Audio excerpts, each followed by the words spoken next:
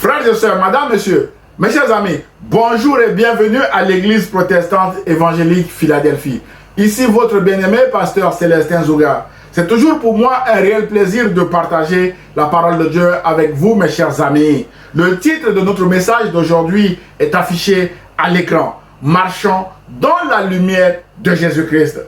Mes chers amis, la lumière, c'est la vie parce que nous avons besoin de la lumière dans tous les domaines de notre vie. À la maison, à l'hôpital, à l'école, au travail, en voiture, en train, en avion, etc. Malheureusement, mes chers amis, parfois, il peut arriver ce que nous appelons un délestage électrique ou une rupture d'électricité qui nous plonge dans le noir avec parfois des conséquences dommageables très importantes. Par exemple, une rupture brutale d'électricité peut perturber le fonctionnement des hôpitaux avec des interventions chirurgicales annulées, mes bien-aimés. Une rupture brutale d'électricité peut perturber le fonctionnement des routes à cause de l'absence des feux de signalisation, ainsi de suite. Mes bien-aimés dans le Seigneur, mes chers amis, il y a des événements imprévisibles de la vie qui ressemblent à un délestage électrique qui nous fait plonger dans le noir. Par exemple, un licenciement, un chômage qui dure, un célibat involontaire, une maladie, la disparition d'un être qui nous est cher, mes bien-aimés dans le Seigneur. Tous ces événements peuvent nous faire plonger dans le noir avec de lourdes conséquences sur notre santé, sur notre famille, par exemple, mes bien-aimés. C'est pourquoi, ce matin, je vous propose une source de lumière qui ne s'éteint jamais, mes bien-aimés dans le Seigneur. Et cette lumière est Jésus-Christ. Mes chers amis, notre texte de base est dans Jean chapitre 8, verset 12, où il est écrit: Jésus leur parla de nouveau et dit: Je suis la lumière du monde. Celui qui me suit ne marchera pas dans les ténèbres, mais il aura la lumière de la vie. Alors, la question, mes bien-aimés, de ce matin est: comment marcher dans la lumière de Jésus-Christ afin d'éviter tout délestage ou interruption de lumière? Frères et sœurs, mes chers amis, pour cela, je vous propose d'aborder deux points comme affichés à l'écran. Le premier point sera: marcher dans la lumière, c'est marcher avec Dieu. Le deuxième et le dernier point sera: marcher dans la lumière, c'est marcher avec Jésus-Christ et c'est marcher aussi avec le Saint-Esprit qui est Dieu. Point numéro 1, marcher dans la lumière, c'est marcher avec Dieu. Mon frère, ma soeur, la Bible dit que c'est par la parole que Dieu a créé la lumière. Il est écrit en Genèse chapitre 1, verset 1 à 5. Au commencement, Dieu créa le ciel et la terre. Or, la terre était alors informe et vide. Les ténèbres couvraient l'abîme et l'Esprit de Dieu planait au-dessus des eaux. Et Dieu dit alors: que la lumière soit, et la lumière fut. Mes bien-aimés, verset 4. Dieu vit que la lumière était bonne et il sépara la lumière des ténèbres. Il appela la lumière jour et les ténèbres nuit. Mes chers amis, frères et sœurs, Dieu a créé la lumière pour contrer les ténèbres. Voyant que la lumière était bonne, Dieu a séparé la lumière des ténèbres. C'est une séparation éternelle. La lumière et les ténèbres ne seront jamais ensemble parce que Dieu en a décidé ainsi, mes bien-aimés dans le Seigneur. En effet, la lumière brille pour nous faciliter la vue, pour nous orienter dans la bonne direction, pour repousser l'obscurité et surtout pour nous aider à prendre la bonne décision. On dit souvent: à la lumière de la parole de Dieu, je peux, mes bien-aimés dans le Seigneur, vous dire telle chose. Autrement dit, la lumière nous facilite la vie. En revanche, les ténèbres nous rendent la vie difficile, nous empêchent de voir la lumière afin de prendre la bonne décision et d'avancer dans la vie, mes chers amis. Mon frère, ma soeur, la Bible déclare aussi que Dieu est lumière et qu'il n'y a point en lui de ténèbres, mes bien-aimés. Marcher avec Dieu, c'est marcher dans la lumière. C'est une lumière d'amour, une lumière qui vient vers sa créature, une lumière qui veut demeurer parmi son peuple. L'histoire de l'exode du peuple de Dieu dans le désert nous le confirme, mes bien-aimés. Dieu était présent au milieu de son peuple à travers le tabernacle pour faciliter la vie à son peuple, mes bien-aimés. Mes chers amis, frères et sœurs, la Bible déclare en Exode chapitre 13, verset 21 à 22 que L'Éternel allait devant eux, devant le peuple, le jour dans une colonne de nuée pour les guider dans leur chemin, et la nuit dans une colonne de feu pour les éclairer, afin qu'ils marchassent jour et nuit, mes bien-aimés. La colonne de nuée ne se retirait point de devant le peuple pendant le jour, ni la colonne de feu pendant la nuit. Dieu est lumière, et c'est à ce titre que Dieu était toujours devant son peuple pour le guider, pour l'éclairer dans sa marche vers la terre promise, mes bien-aimés. Mon frère, ma soeur, mes chers amis, peut-être que ce matin, les ténèbres vous ont envahi à tel point que vous ne savez quoi faire, mes bien-aimés? Quelle direction prendre? Où aller? Le même Dieu qui a conduit son peuple vers la terre promise à travers une colonne de nuée le jour et une colonne de feu la nuit, est encore vivant aujourd'hui, mes bien-aimés, et le sera aussi au siècle des siècles. C'est ce Dieu qui vous tend la main ce matin à travers ce message en vous disant qu'il est lumière et qu'il veut vous éclairer ce matin dans vos ténèbres. La question est, acceptez-vous de marcher avec Dieu, le Père de Jésus-Christ? Mon frère, ma soeur, c'est dans la présence de ce Dieu lumière que les ténèbres fuiront loin de nous. Rappelons-nous que la lumière et les ténèbres ne peuvent pas cohabiter parce que Dieu les a séparés, mes bien-aimés dans le Seigneur. Dieu veut vous guider, Dieu veut vous éclairer. Alors, acceptez-vous que Dieu vous éclaire et vous guide ce matin, mes bien-aimés dans le Seigneur. Mon frère, ma soeur, je vous encourage ce matin à accepter la main tendue de ce Dieu, à marcher avec lui, et vous verrez sa gloire dans votre vie, car c'est un Dieu qui a fait ses preuves dans le passé en dirigeant son peuple dans le désert. Il veut faire encore la même chose avec vous aujourd'hui. C'est dans sa présence que vous arriverez à destination, malgré vos obstacles actuels, mes bien-aimés dans le Seigneur. Alors, faites tout simplement confiance en Dieu ce matin et vous verrez sa gloire s'accomplir dans votre vie, mes bien-aimés dans le Seigneur.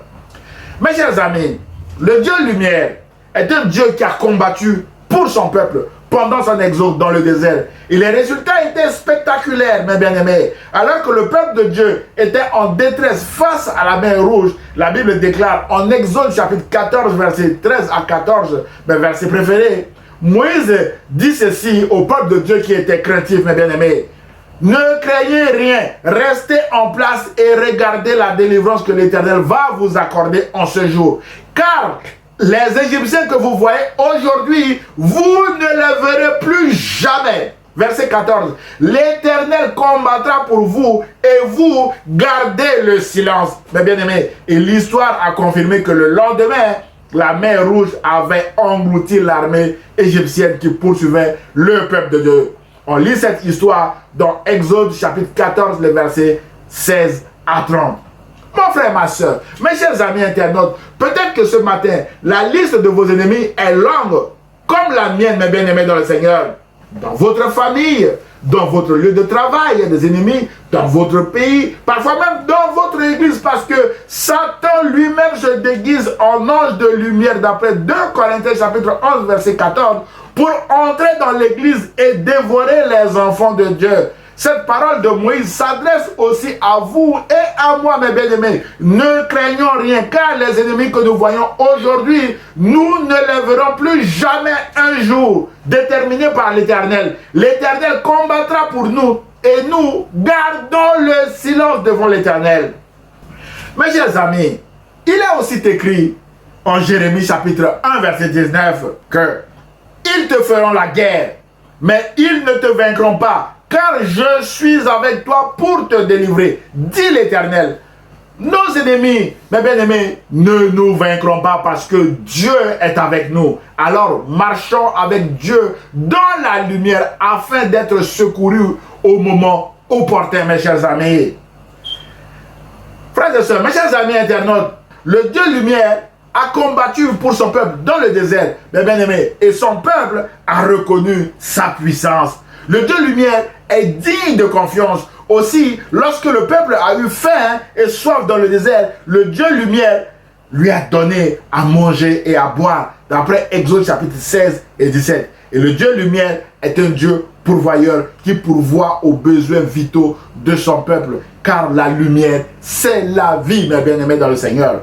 Mon frère, ma soeur, le Dieu lumière que je prêche ce matin est un Dieu qui sauve, un Dieu qui délivre, un Dieu qui protège, un Dieu qui est pourvoyeur, nous l'avons dit, et qui est digne de confiance. Ce Dieu a coupé la mer Rouge et l'eau du Jourdain en deux, mes bien-aimés, afin que son peuple puisse y passer à sec à pied. Mes bien-aimés, ce Dieu a fait des chemins là où il n'y en a pas, afin de faire passer son peuple. Ce Dieu a fait ébranler des murailles comme celle de Jéricho pour son peuple, mes bien-aimés.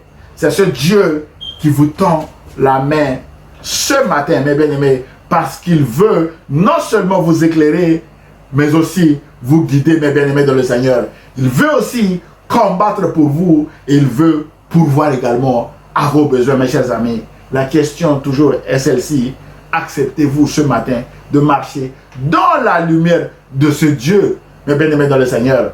C'est alors que les ténèbres fuiront loin de vous, mes chers amis. Frères et sœurs, dans l'histoire, des hommes qui ont marché avec ce Dieu ont aussi rendu témoignage, mes bien-aimés, dans le Seigneur, de ce Dieu. Parmi ces hommes, nous pouvons citer David. David, grâce à son expérience avec le Dieu lumière, David s'exclame dans son psaume 27, verset 1 à 5, « L'Éternel est ma lumière et mon salut ». Le salut ici, il renvoie à Jésus qui naîtra plus tard, mes bien-aimés. David dit, « De qui aurais-je crainte? L'Éternel est le soutien de ma vie. De qui aurais-je peur? Quand des méchants s'avancent contre moi pour dévorer ma chair, ce sont mes persécuteurs et mes ennemis qui chancellent et tombent. Si une armée se compète contre moi, mon cœur n'aurait aucune crainte. Mes bien-aimés, si une guerre s'élevait contre moi, je serais malgré cela plein de confiance. On souligne, plein de confiance, mes bien-aimés. Mon frère, ma soeur, pouvons-nous déclarer ce matin, comme David, que malgré la longue liste de nos ennemis, l'Éternel est notre lumière et nous sommes pleins de confiance en Dieu, mes bien-aimés. Et David rajouta au psaume 36, verset 10, il dit ceci, « Car c'est auprès de toi, Dieu, qu'est la source de la vie, et c'est par ta lumière que nous voyons la lumière, mes bien-aimés. » Dieu nous offre sa lumière qui nous permet aussi de voir la lumière, mes bien-aimés, dans le Seigneur. Mes chers amis, au rang des hommes qui ont rendu témoignage sur le Dieu lumière, il y a également le prophète Michée, mes bien-aimés. Michée, quant à lui, a dit au chapitre 7, versets 7 à 8 de son livre, mes bien-aimés dans le Seigneur, « Pour moi, je regarderai vers l'Éternel, je mettrai mon espérance dans le Dieu de mon salut. Mon Dieu m'exaucera. Ne te réjouis pas à mon sujet, mon ennemi. Car si je suis tombé, je me releverai. Si je suis assis dans les ténèbres, l'Éternel sera ma lumière. » Michée a déclaré que l'Éternel est sa lumière. Mon frère, ma soeur, pouvons-nous également déclarer que l'Éternel est notre lumière? Même si aujourd'hui, tout semble être noir autour de nous, mes bien-aimés dans le Seigneur, déclarons, mes bien-aimés dans le Seigneur, que l'Éternel est notre lumière. Et nous verrons la gloire de Dieu. Il y a des tout à coup dans la vie chrétienne. Et tout à coup, la lumière du Dieu lumière interviendra. Comme cette lumière qui est intervenue dans la cellule de prison de Pierre, mes bien-aimés dans le Seigneur. Frères et sœurs, dans l'histoire, Dieu a brillé par son amour. Dieu a brillé par sa proximité avec son peuple. Dieu a brillé par sa fidélité. Dieu a brillé par sa justice. Dieu a brillé par sa providence. Dieu a brillé par sa miséricorde qui dure à toujours. Dieu a brillé par son pardon. Dieu a brillé par sa puissance. Et Dieu a brillé par sa grâce, mes bien-aimés. Dieu brille encore aujourd'hui dans le monde, car il est le même hier, aujourd'hui et éternellement. Mon frère, ma soeur, voulez-vous que Dieu brille dans votre vie aussi? Alors, marchez avec lui et vous verrez sa gloire, mes bien-aimés dans le Seigneur. Pour nous encourager, le prophète Ésaïe déclare, mes bien-aimés, en Ésaïe chapitre 30, verset 19 à 20, il dit ceci, « Oui, peuple de Sion, habitants de Jérusalem, tu ne pleureras plus, il te fera grâce quand tu crieras. Dès qu'il aura entendu, il t'exaucera. » Verset 20. « Le Seigneur vous donnera du pain dans l'angoisse et de l'eau dans la détresse. » Ésaïe 30, verset 19 à 20. Frères et sœurs, mes chers amis internautes, peut-être que ce matin, vous êtes en train de pleurer dans l'angoisse et la détresse pour un besoin particulier. Peut-être que vous êtes abattu dans le noir, dans les ténèbres. Cette parole d'Ésaïe est aussi pour vous et pour moi aussi, mes bien-aimés dans le Seigneur. Le Dieu lumière entend vos cris et veut vous faire grâce ce matin, comme il a dit à Ésaïe.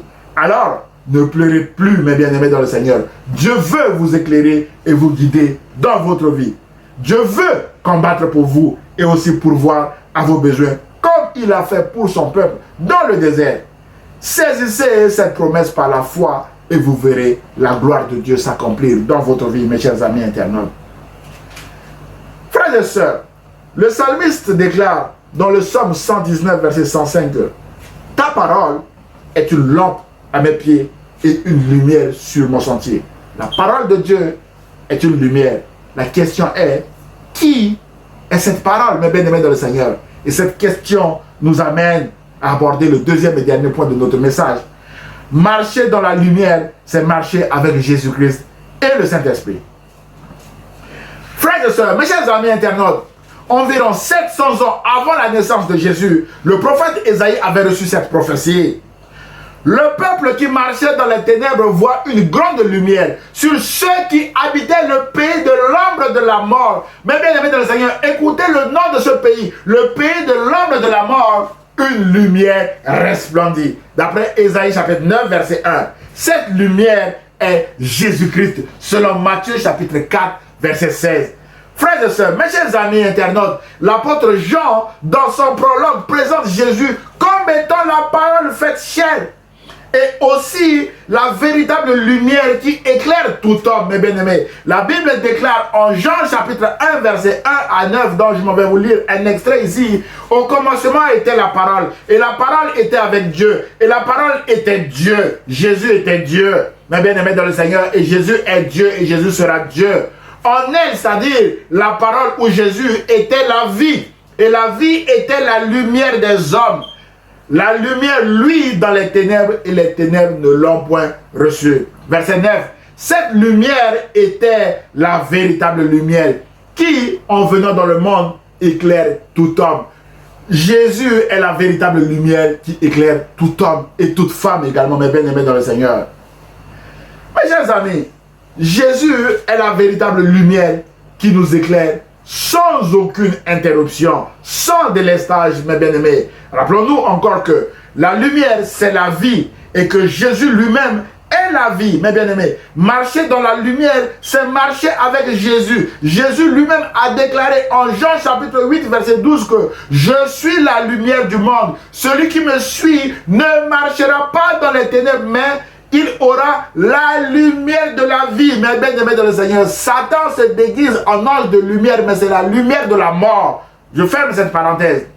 Mes chers amis, Jésus a brillé par son amour envers les riches en allant chez Zachée. Mes bien-aimés, d'après Luc chapitre 19, verset 1 à 10. Jésus a brillé par son amour envers les pauvres en félicitant la pauvre femme veuve qui a donné en offrande tout ce qu'elle possédait alors que les autres ne donnaient que leur superflu. D'après Marc chapitre 12, verset 43 à 44. Jésus a brillé par son intégrité en payant l'impôt du temple. Matthieu chapitre 17, verset 24 à 27. Jésus a brillé par sa justice en séparant les affaires de César des affaires de Dieu, en déclarant à César ce qui est à César et à Dieu ce qui est à Dieu. D'après Luc chapitre 20, verset 25. Jésus a brillé par sa compassion en pleurant avec les sœurs de Lazare, Marthe et Marie, et en ressuscitant son ami Lazare. Jésus a brillé en donnant sa vie pour ses amis, mes bien-aimés. D'après Jean chapitre 11, Jésus a brillé par son ministère en guérissant les malades, en délivrant des démoniaques, en ouvrant les yeux des aveugles, en parlant au vent, à la tempête, en marchant sur l'eau, mes bien-aimés. Et Jésus a brillé par son obéissance en allant à la croix. Jésus a brillé par sa résurrection et son élévation au ciel. Et Jésus brillera encore par son retour imminent comme roi, mes bien-aimés dans le Seigneur. Que vous le croyez ou que vous ne le croyez pas, mes bien-aimés, cet événement, le retour de Jésus, arrivera, mes bien-aimés dans le Seigneur, parce que Jésus ne ment point. Lui-même, il l'a annoncé.